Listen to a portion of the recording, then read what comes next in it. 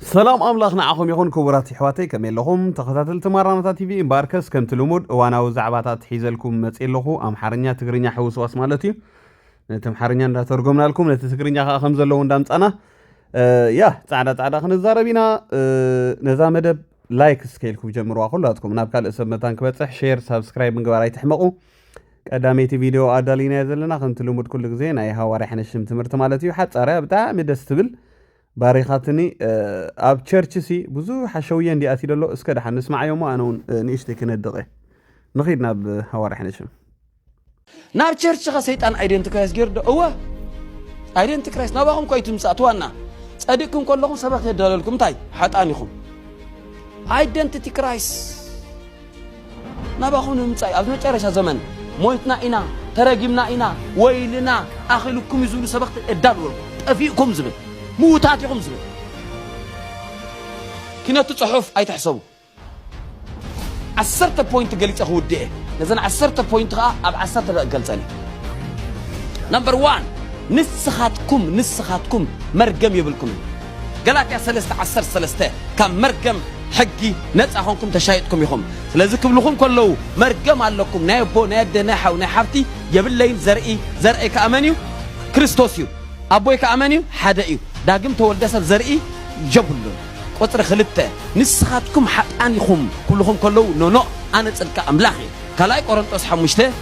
18 نحنا صدق املاخ تبهلنا نصوع كنا انت يكون حقيقات كونيك سالساي نسخاتكم فصوم اخلكم ندخلنا تشممنا خفاتنا نو ايكونان كلاي قرنطس 8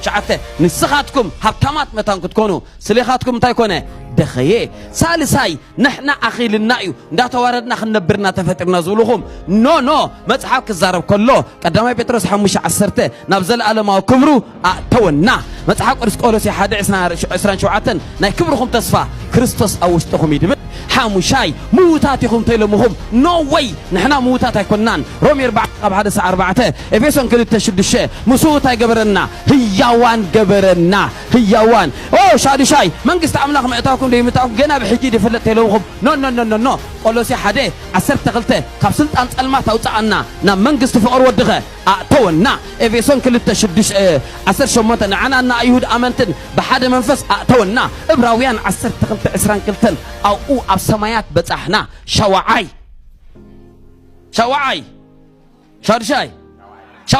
من البات اخيلكم يا املاك خنكم خيليو كفردكم خيليو بتجبرون صرحون دخام سماي قطعكم يزول نو مصحف كزارب كل رومي 5:8 نحنا نقطع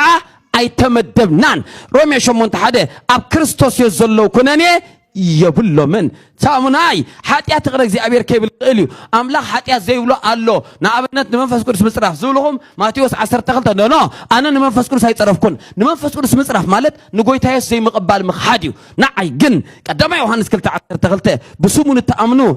ناي زل عالم حدقت حاتيات አለኩም አንተ አሜን ነው ወይ حدقت ቀዳማ ጴጥሮስ 2:9 ቀደም زي محرات نيركم حج ግን አንተ አይኹም محورات إخوم أما جرشا تشاي أدماو زرق لكم أدماو فترة لكم زبل نو قالاتي 5:4 توم قلتني أدماو فترة تاجروا معهم سقيلوا معهم رومي 15 أرجع سبنا تقنتي تهم تسقله نفلت إنا عسراي من البات كودكت كابدخام كاب حتيات مخادكم صور نجر كهيلوكم زي تنازز كاي حتيات ناي لبني أفر ناي تجبارن نو ناي حلفه ناي زلو ناي متص حتيات نحوارو يقرأ تباهلو ايو افيسون 1:7 قولوسي 1:14 بسمو مالت كا مدحان حدقت حتيات علنا اباهم مرقم اباهم حيل حتيات ديكون تكبار تدخموت ورقوم ستحيلي ني حتيات حيل موت حيل خفاء حيل شيطان حيل مرقم اب امنتي ايسرحنيو تاتو وسما يلن او يخم زلخم كتموتو خلخم سماي حدش يكونن اسخاتكم امباسادر يخم كايخم مصيخم كتموتو خلخم بسغا نابزلخم يخم تخدو you are all delivered in the name of Jesus كبرنا أملاخ زجرم مقلات زجرم قاليو انتايو بزح غزي اب زمن زي حدا حشويه فتره له بيت أملاخ بز تصديق كايخا دحين كايخا تفويسكا قبلك تصنح حدا سباخي كال سباخي كاتغابيزو يمصمو تغادل اي اتخان اي دحان كان غنا ينادلنا غلغل حجي انت خمي دخونو لغلتلو مالتي حراي دحان غدلس دحان نقبلو مصحف قدس تغادلون امنتكم دوبلو غلغل سلازبل ازي نمنتايو غن نمدحن نخندحن دايكونه تغادلو زبل كاب امنت كينوص ترديهم نبر بخريستوس نحنا دحينا انا افيسون 2:8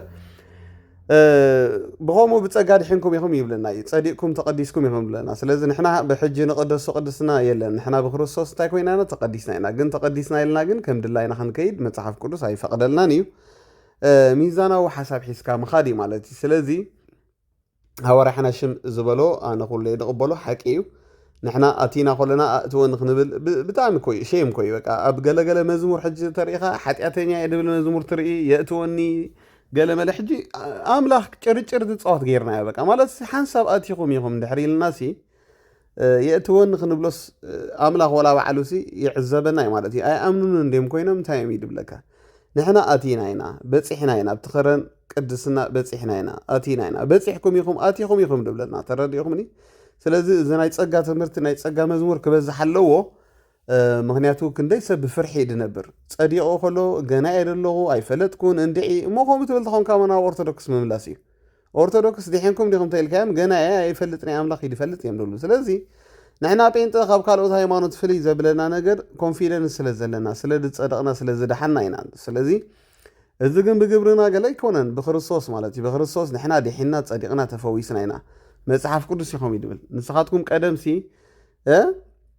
كم أتوم يخم نيركم يدبل تمنزروا تساتي تعولوا كله يخم نيركم حجكم بخرصاص تايكم يخم يبل نصحف قدس تقديسكم تفويسكم تصديقكم يخم يبلنا كلام الله يخم يبل سيزن احنا تصديقنا إنا عمو فرحنا مترقان تركوا سبات أي تفرحون احنا بيسوس كريستوس دحنا إنا مالت جن كم دلاينا نملالس تيكونا يا نتأمنتنا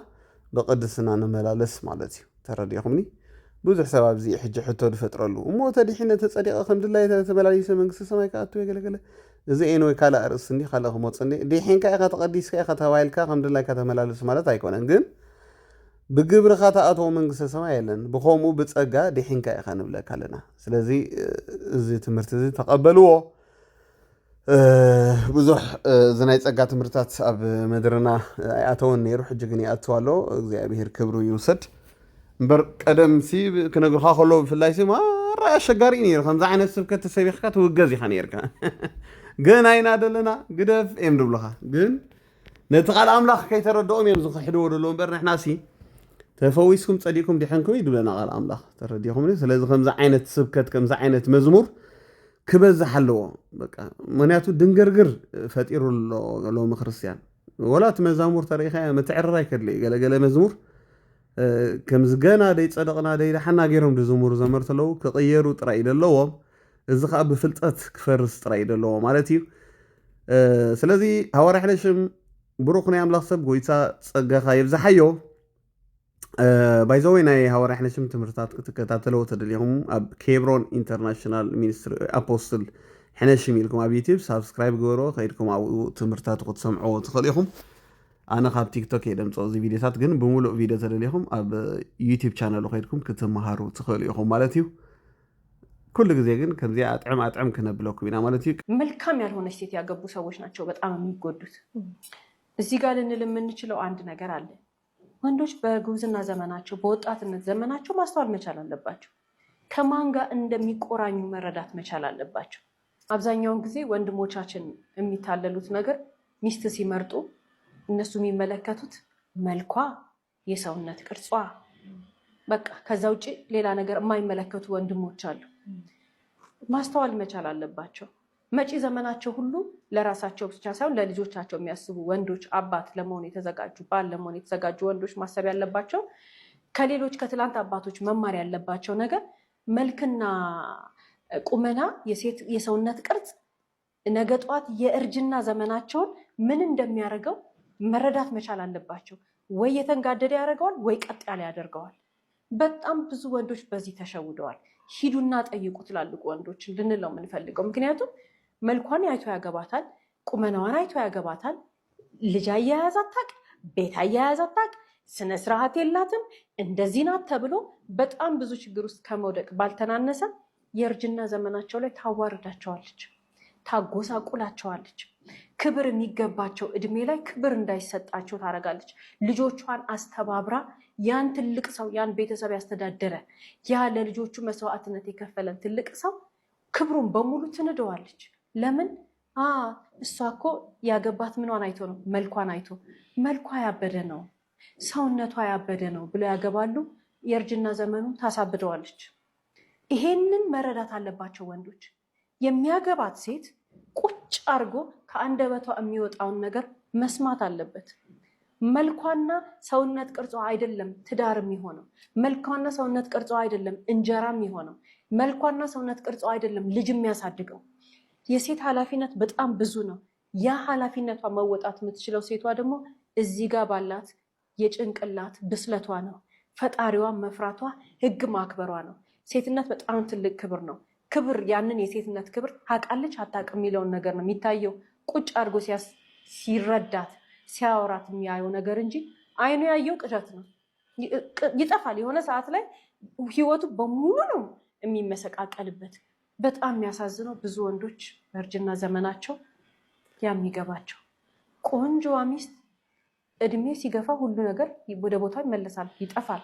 ያቺ በጣም ብዙ መስዋዕትነት ከፍሎ ያገባት ሴት፣ ያቺ በጣም ብዙ መስዋዕትነት ከፍሎ ያኖራት ሴት በስተርጅና ዘመኑ ትጦረዋለች ተብሎ ሲታሰብ ክብሩን ሁሉ ንዳ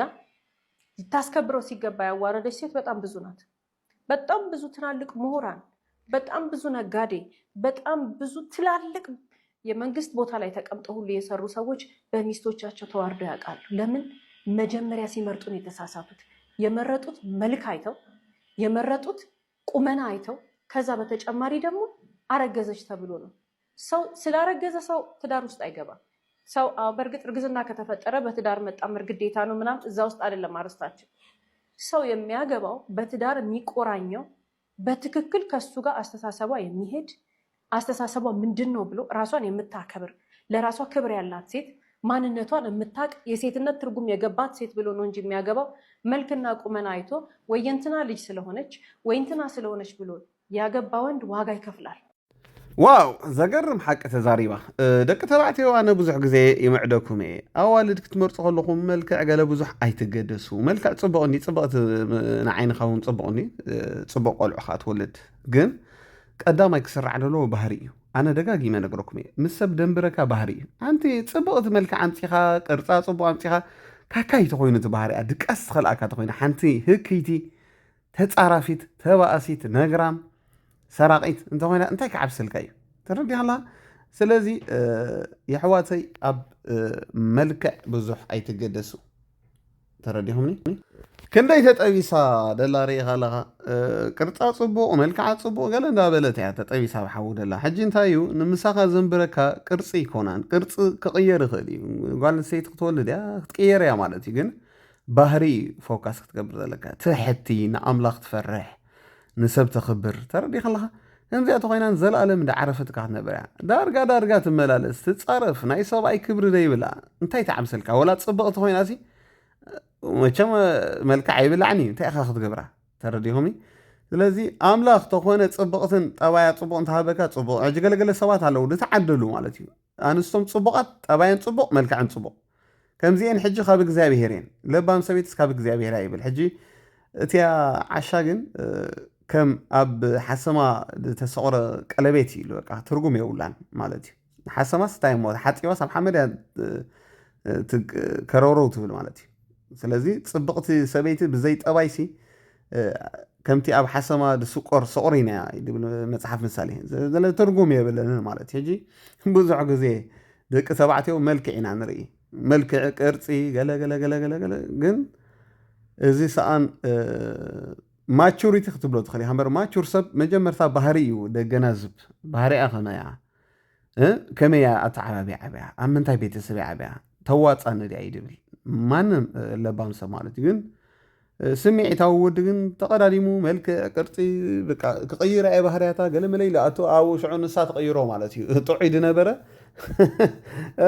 ሰይጣን ትገብሮ ማለት ክንደይ ጥዑይ ዝነበረ ሰብኣይ ኮይ ተቐይሩ ብዘን ነጋርም ደቂ ኣንስትዮ ክንደይ ገሊኦም ናብ ወልፊ መስተኣትዮም ብብስጭት ገሊኦም ናብ ሽጋራ ገሊኦም ካልእ ሰበይቲ ለምዱ ካብ ምንታይ ተላዕለ እዩ ኩሉ ሰብ ኮ ገለገለ ሰባት ካብ ሓዳሮም ድዞሩ ኮ ብሰንኪ ንሶም ከም ዝኾኑ ትፈልጡ ኢኹም በቃ ምክንያቱ ተን ኣንስቲ ኣተሓሕዛ ሰብኣይ ኣይክእላን እየን ሓዳር ሒዞን ኣይክእላን እቲ ሰብኣይ ይመሮ ሽዑ ናብ መስተ ኸይድ ናብ ዋልድ ኸይድ ናብ ገለ ፀልጋዕጋዕ ብል ኣብ ደይ ገለ ሽግር ኣቱ ማለት እዩ ግን ብሰንኪ መን ብሰንኪ እታ ሰበይቱ ማለት እዩ ስለዚ በዛ ኣጋጣሚ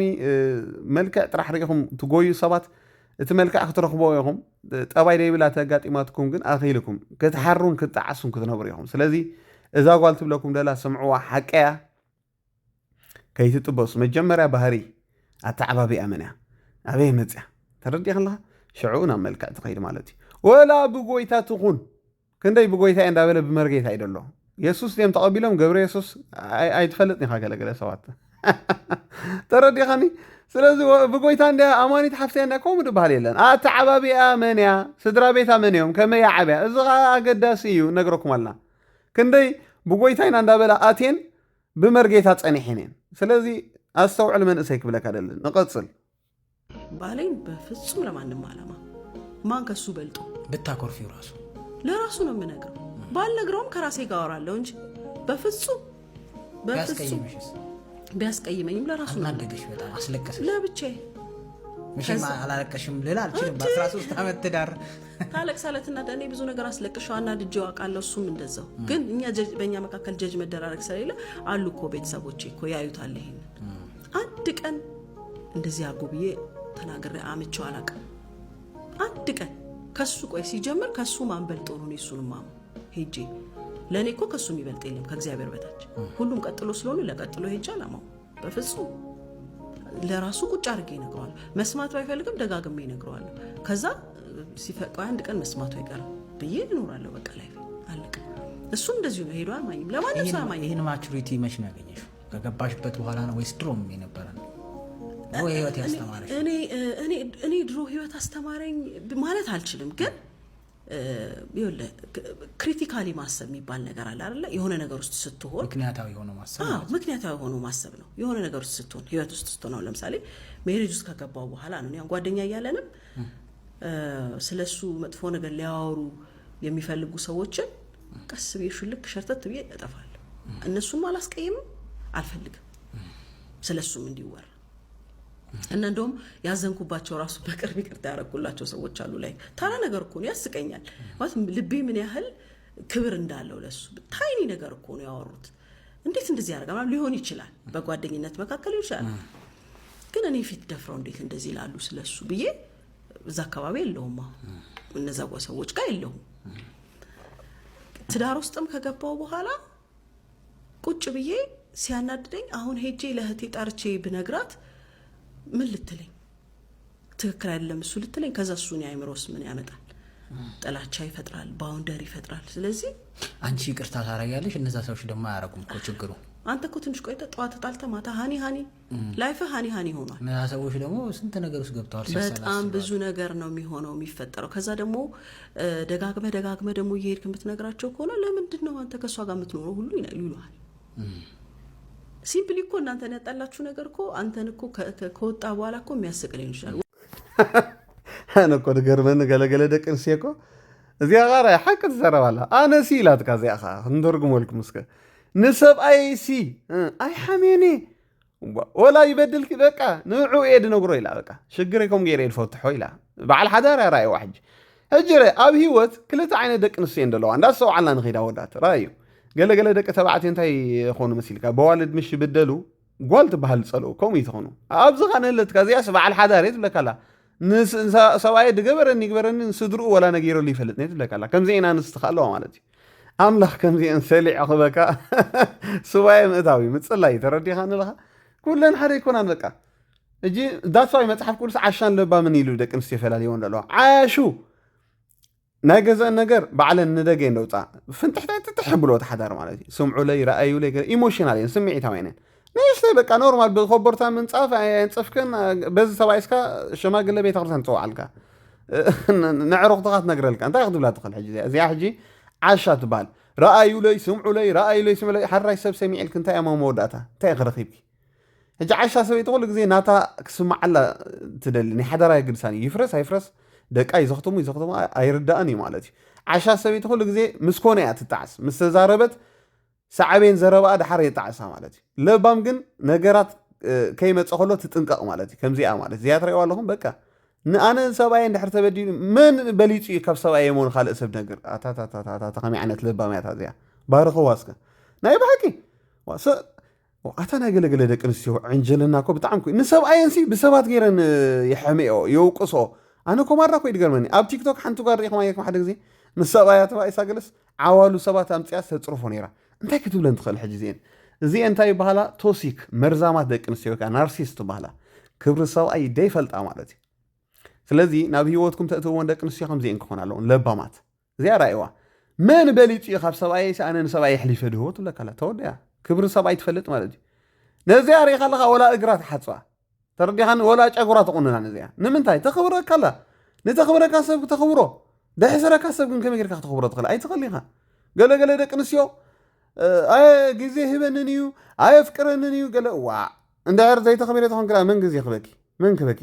بتعم يا خد تجرم كبري هبنني ومساي جزء وصلني أنت نجيرنا كنكو سبعي جزء هبك تخوينه خد لكي تودع ده حمقي وشومون ده تسلم كيو ما نم دخبرك سبعي لن بزي شمكا خبل لا وعلا بزي خيرني حميقة بزي ده شمكا هبا خاص تملي سنكاس جزء ده هبن نقول من يخبك جزء بجاي سبعتينا كون إحنا دك تبعتيو ملاك مسين لكن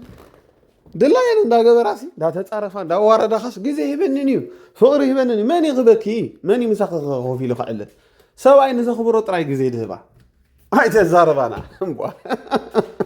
انا نايزين بتعامي دغرمن ناي دقنسيو بحري ناي غلغله مالتي ناي كلنا ناي منينا تعنجلنا ناي غلغلس بتعامي دغرمك هو دلاين غيرنسي هاني معري قالكم دبال يلن سواي صوت يفلطني ناي قالوت انا يفلطني انا بዛ نفسي سيرس ده يخبرني سب نحنت دقيقه ونمسو غزي خوس رايدلني اقدم املاح زي يخبرني سب شت مسكن دي سبت رحقتنا حلينا هنا منياتو نعقات مسرانا لهم ابي وتنا اتيم عجوجو قبل مسرانا يوم زي كون نجر غور مسرانا يوم قاي حكار ديبنا يوم كيدو يا نمنتاي تلكا سباي بخبرو دمو تطوت يلن ناي قال انا يفلطني نغيرك انا ناي نفسي دفلط انا دنعقن نسب حنت دقيقه ونمسو خوف يبلني حنت دقيق كيد يدبلو كيد نابت تنعو أسر سلازي يا أنا استغمزين كونا لون لبامات سبات كيفكم تزاربنا دلهم قال كم زخت كون اللوات تخبرك تكون اللوات اوف تبلك تكون اللوات بقى سبعي نقصي ترى دي خلاها كنقصي دلو هو اي كون دارغا خملسي تصارف يقلت تسحنيا خاط بلا ترى دي تسحنيا مالتي سلازي يا حوات اتن دقنسيو بفلاي اذا نسوت كن احليف كنت هبا تواردا غلغله كسر حلكه اندابلكن بعلغني كن شجرنا بهيوت كنت تصوع عدلخن ترديخنا بعلغني كن كابزيا لبام قال تمارا تايت بلكنا لا من بليصي خرسو ايسي احليف دوبو من يلعل سبعي ولا نسدرو ينغرني واي تحقسك مره نحقسك خمزينا والدكم بتاعي يدغرمك بقى كبرنا سبعي يفلطا مالك زين قال ግን ክብር ሰብኣይ ይፈልጣል በይንን ከመይን ዓቢን ምርዳይ ዳአቤካ ማለት እዩ ተረዲኹም ስለዚ አዋልድ ተማሃራ ነቐጽል እስከ ብር ሲኖር አዋቂም ሳትሆን እንደ አዋቂ ትታያለህ ይሰሙሃል ያዳምጣል ኖ ብዙ እውቀት ግን እኔ ከዳሆች ጋር ሰርቻለሁ አየሁ ብዙ እውቀት ግን ደሃ ጋር ግን አለ ብዙ ማስተዋል አለ ብዙ እምነት አለ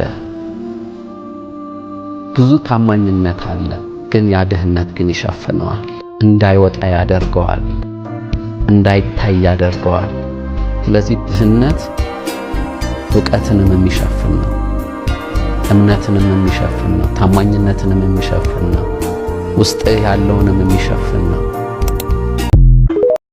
እዚያ ሐቂ ናይ በሐቂ ድኻ መኾን كتصلوا لكم حواتي بابا دغنت كباده ولا فلطت كلك نفوع سباي كلها ولا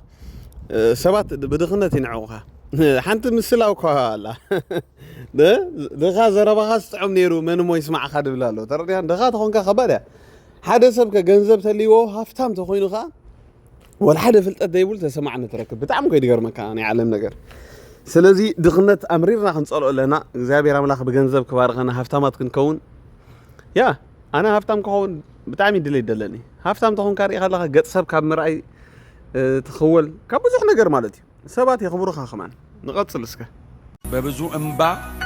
በብዙ ጸሎት በብዙ ለቅሶ ያገኛችሁት ነገር ኢየሱስ ጋር ያቆያችሁ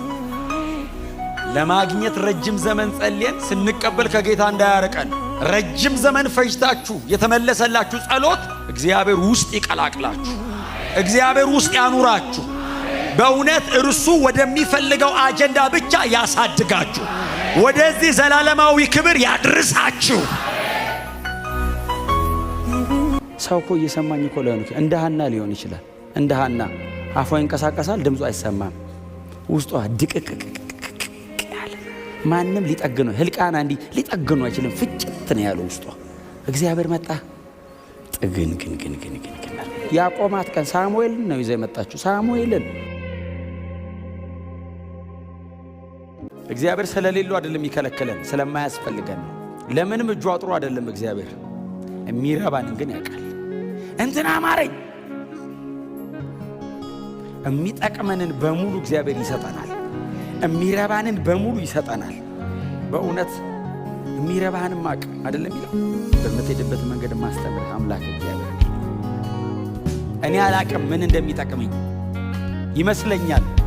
ምን እንደሚጠቅመኝ አላቅም እጠይቀዋለሁ እግዚአብሔር ይመጣና አይጠቅም ያ እዚያ ደስ ብል ካብዚን ፈተዋ አምላኽሲ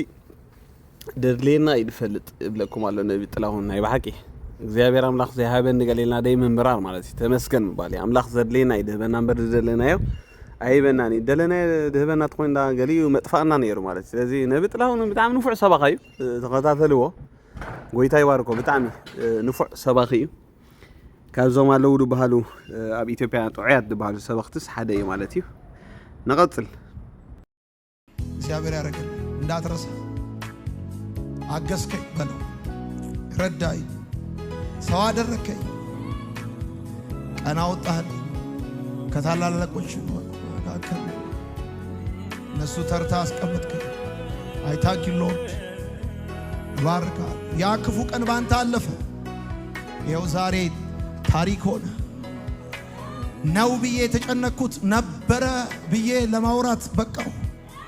ነበር ቸግሮኝ ነበር ብቻዬን ነበርኩ ጨልሞብኝ ነበር አሁን ግን እግዚአብሔር አለቴ አምባይ መድኃኒቴ አምባይ በለው ረዳኸኝ በለው ስሙን በቤትህ ጥራ ምስጋናውን አውራ ምስጋናው ዘወትር ባፍ እግዚአብሔርን ውለታውን አትርሳ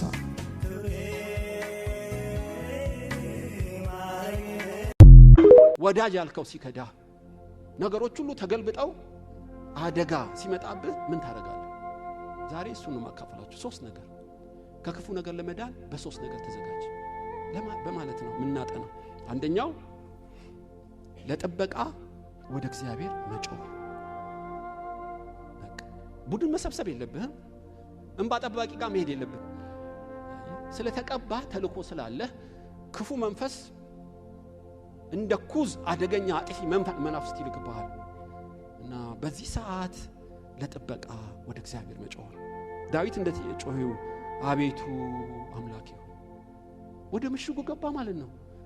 የሚቀጠቀጥ ባንተ ላይ ወጥቷልና ምሽግህን ጠብቅ ኃይልን እጅግ አበርታ የተባለው እዚህ ጋር ወደ አምላኩ ፊቱን አዞረ ብዙ ጊዜ ክፉ ሰው ክፉ መንፈስ ይነሳብን ወገኖች ሆይ የሚረዱን የሚያግዙን ሰዎች እናደራጃለን አዋጭ አይደለም ስጋ ለባሽ በዚህ ሰዓት ሊረዳን አይችልም ሊያባብሰው ሊያሳስተንም ይችላል መከራ ሲመጣ መጀመሪያ ማድረግ ያለብህ ሁሉን ወደሚችል አምላክ መጮህ ጮሆ መዳን እግዚአብሔር ይርዳን በስልክም በአካልም ስሜትን እየገለጥክ እንዲረዱልህ ንጹህ መሆንህን መንገር አዋጣህም የሚያድን የሚታደግ አንድ ብቻ ነው እርሱ እግዚአብሔር ይባላል ጮሆ መዳን አድነኝ ጌታ ሆይ አድነኝ አብርሃምም አቤሜሌክ ክፉ እንደሆነ ስለ ሚስቱ ሊገለው እንደሚችል ገባው። ታውቃላችሁ ወሰዳት እህቴ ነች ስላለ አብርሃምን በሩን ዘጋ። የዘላለም አምላክ ሚስቴን አድን ብሎ ጮኸ። እግዚአብሔር በሌሊት አቤሜሌክ ቤተ መንግስት ገባ። ነብይ ነው ይጸልያል መልሳለሁ። ነብይ ነው ሰው ያደራጃል ግሩፕ ይሰበስባል አላለው። ወደኔ ይጸልያል። ጸሎትን የሚሰማ በዙፋኑ ላይ አለ። ወገኖች ሰው አይረዳችሁም። አልቀሰበት ነገር አይገባው። አየ ተጨንቀበት ነገር የልብ አይገባው። የሰው የልብ ጭንቀት የሚገባው የእንባን ድምጽ የሚያነብ ኢየሱስ አለ። ሁሉ ባይገባው ኢየሱስ ይገባዋል። ክርስቶስ በእኛ ውስጥ እንዳለ ሲገባን እድሜያችን አያሳስበንም። ዘር ማንዘራችን አያሳስበንም። የባንክ አካውንታችን አያሳስበንም።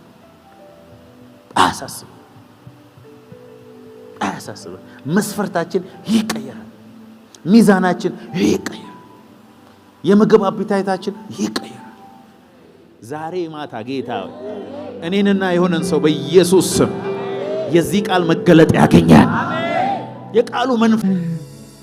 በፈተና ያላለፈ ሞገስ ያለው ሰው ነው ይቻላል። በሳት ውስጥ ያላለፈ ሞገስ ያለው ሰው ነው ይቻላል። በሳት ውስጥ ያልፋል፣ ሪፋይንድ ይሆናሉ በእሳት። ሞገስ ያላቸው ሰዎች ሃይሊ ፌቨርድ የሆኑ ሰዎች በመከራ ውስጥ አልፈው ነው የሚወጡት። ያለ መከራ የለም። እና ሞገስ የሚለብሰው ወርቅ ፐርሰናሊቲ ነው። ወርቅ የሆኑ ሰዎች ናቸው ሞገስን የሚለብሱት። ሲልቨር አይለብስም፣ ብረት አይለብስም፣ ናስ አይለብስም። ወርቅ የሆኑ ሰዎች ናቸው። ወርቄው ደግሞ በእሳት አልፎ ነው ወርቅ የሚሆነው፣ ከሌላው ነገር ነጥሮ የሚወጣው ሪፋይንድ የወርቅ ስብዕና ያላቸው። ልባቸው ወርቅ፣ ክፋት የለባቸው፣ ተንኮል የለባቸው፣ ቂም የለባቸው፣ ጥላቻ የለባቸው። እሳቱ ራሱ አቃጥሎ አውጥቶታል። ያለፉበት እሳት ራሱ አቃጥሎ አውጥቶታልና የለም ቂም የለም። የቂም የጥላቻ ቆሻሻ ውስጣቸው የለም። ፒውር ሃርት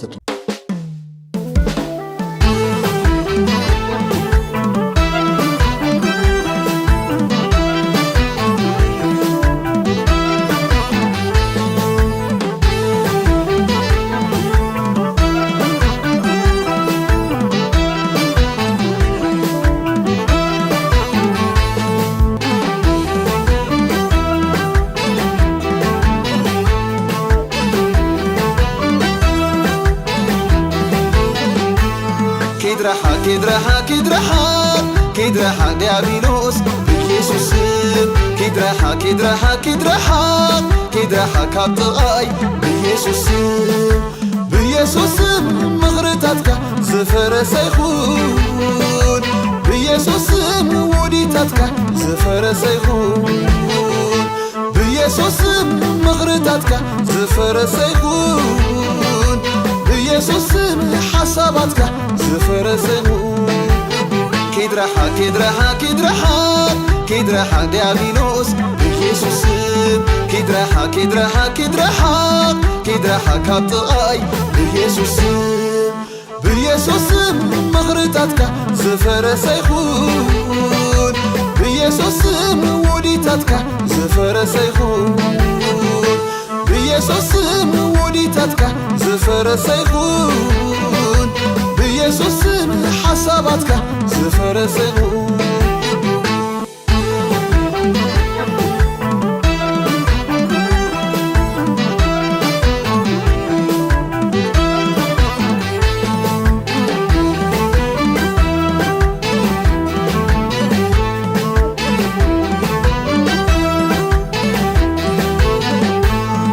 فرحاكاني على زي تسعير كغاتلائي أنت فكري هدامي اسكندو قرب بلني علوني زحل وني بمعاب تكون بليتي هو بمحرد بفقري حاوي فوز الصاليني إذن خاد كيف كاسم عني أنت دخل تجهري أبسماي يغون مدري يسس رايو يسوس رايو مدحاني يسوس رايو مدحاني يسوس رايو مدحاني يسوس رايو مدحاني كيدرحا كيدرحق ديابيلوس بيسوس كيدرحق كيدرحق كيدرحق كيدرحق كالطغاي بيسوس بيسوس مغرطاتك زفر سيخون بيسوس وديتاتك زفر سيخون بيسوس تلميتاتك زفر سيخون بيسوس حساباتك زفر سيخون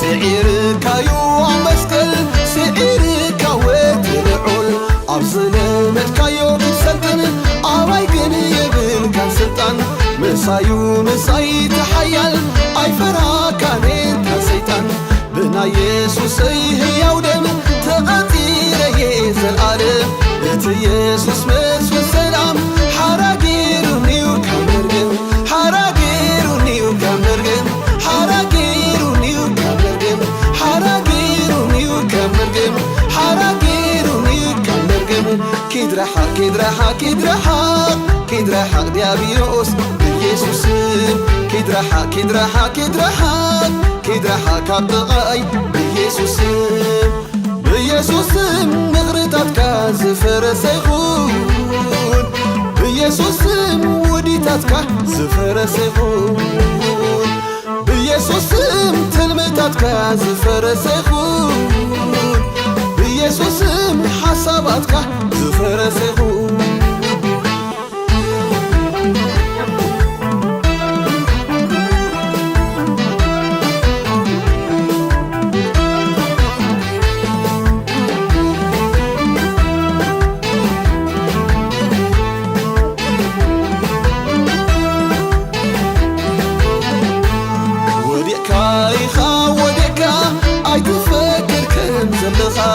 يسوسي ينديوح فيروكا